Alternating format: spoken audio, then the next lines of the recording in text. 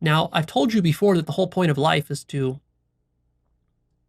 well, one way to think about what life is all about is that life is a love simulator. I've told you that in my episodes about love. And another way to frame that is that life is about learning how not to fear. These are just the inverse of each other. Fear and love are inverse. So to say that life is a love simulator, what that means is that life is going to present you with fear over and over and over again so that you can learn how to love it and therefore transcend it. See? And life is such a big thing that it presents you with some very scary things to love, which is precisely what grows your love.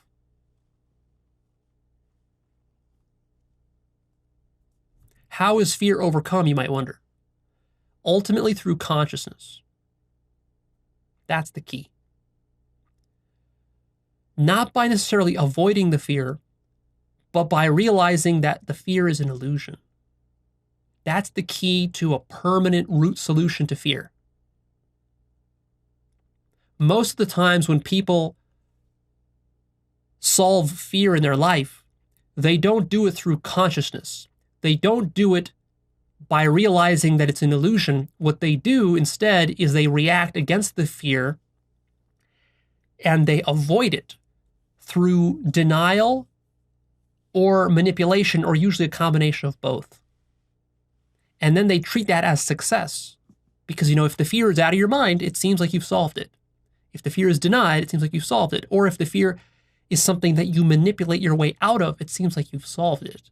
So, for example, you might fear paying your rent. But then in the last minute, you earn some money somehow, and you've paid your rent, and like, phew, okay, I've done it. The fear is gone. But what you've done there is you haven't actually conquered or transcended that fear. What you've done is you've manipulated your way out of it. And yes, it worked. But then what this means is that the next time it comes up, you'll be in the exact same place. You haven't actually grown yourself to be a bigger person to not fear that situation anymore. That would be real growth. Real growth in that situation would be like you faced it so deeply that when it happens to you again, you won't react the same way that you usually do. But if all you did is just pay it off with some money, that didn't actually grow you. And so it seems like you've solved your fear, but actually you haven't. Because you haven't seen that it's an illusion. Now, of course, you might wonder, well, Leo, but how is not paying my rent an illusion? They're going to kick me out of my house. That's true. They will kick you out of your house eventually. But the illusion is that this is a terrible thing. And you might say, well, but it is a terrible thing. Well, again, the illusion is that you think it's an objectively terrible thing, whereas really it's something your mind is constructing to be a terrible thing. See? That's something you have to work through on your own. The thing you have to understand about fear is that when you're stuck on a fear, it's going to be very difficult for you to understand how the fear is an illusion. Precisely because if you could easily see how it's an illusion, you wouldn't be afraid of it. So if you're really afraid of something, you're going to be deeply in denial that it's an illusion. You're going to feel like it's real. And you're not going to understand how it's unreal. That's going to take some work. It might take you years of work to finally crack that nut and to see like, oh yeah, I see now how it was an illusion. So don't let that throw you off. You're not necessarily going to understand how all of it is an illusion right now. So if you really want a permanent fix for fear, and you really want to use fear to grow yourself, and you want to play up this whole idea that life is a love simulator, then what you got to do is you got to do the counterintuitive move here and to confront your fear. Avoidance of fear brings stagnation and a victim mentality. That's one of the worst things about running away from your fears, is that the more you do it, the more you feel stuck, depressed, and the more it hurts your self-esteem. Because everything terrifies you now. You can get to the point where you're so terrified you don't even want to leave your house. There actually are people like this who are too scared to leave their house. See? And they become total victims.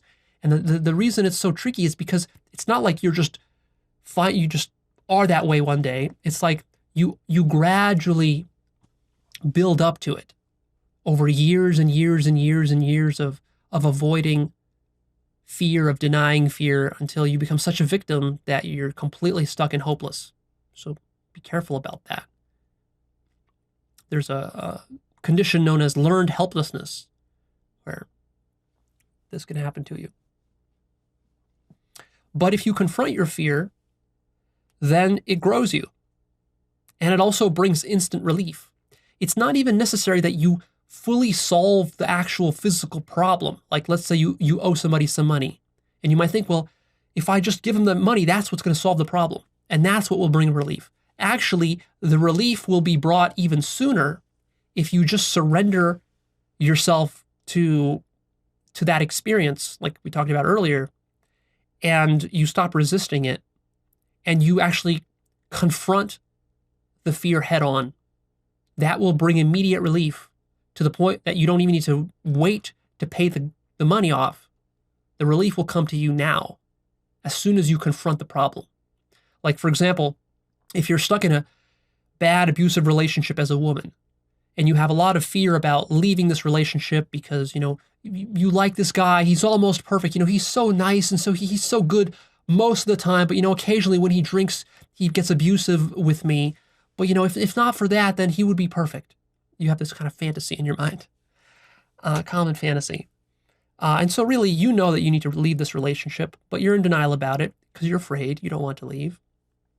You don't want to be alone and all that. And so by not leaving, you start to get more and more stuck.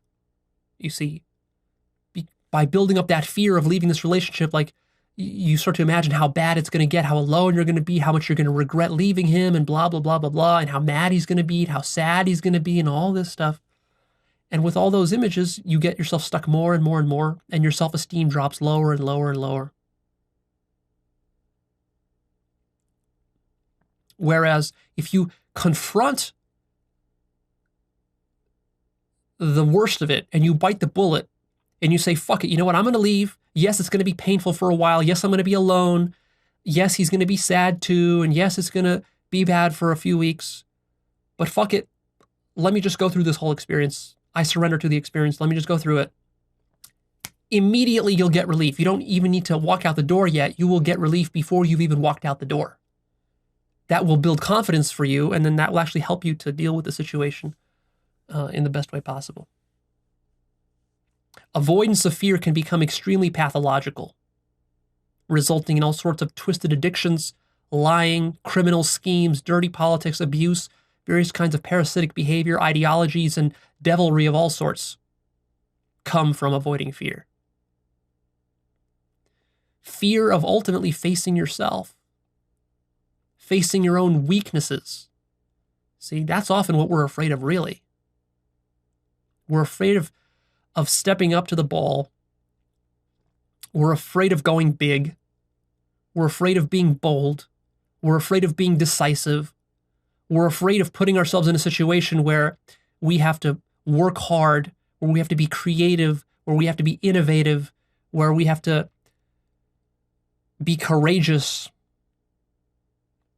where we have to be our best selves. That's what we're really afraid of. And a lot of people, rather than doing that, what they do is they take a shortcut, and instead they resort to addiction, lying, criminal schemes, abuse, parasitic behavior, ideology, and devilry, because they don't really want to face their own greatness. How twisted is that? It's amazing how twisted consciousness can get.